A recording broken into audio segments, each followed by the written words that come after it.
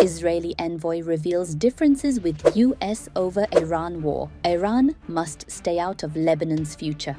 I was honored to sit around a negotiating table with His Excellency Michelle Issa, United States Ambassador to Lebanon, and to Her Excellency Nada Hamadi. Israeli ambassador to the United States Yechiel Leiter said Iran is attempting to link ongoing negotiations with Washington to developments in Lebanon, but argued that US President Donald Trump will not allow the two issues to be merged. Speaking to Fox News, Leiter said there is no connection between the Iranian file and the situation in Lebanon, insisting that Tehran should remain outside the Lebanese equation. He also stressed that Israel would not allow Hezbollah to dominate Lebanon or attack Israel without consequences. Iran, while trying to maintain its influence over the entire region, dominating Lebanon and keeping Hezbollah as its main proxy on Israel's border, fired those missiles into Israel in order to say, if you hit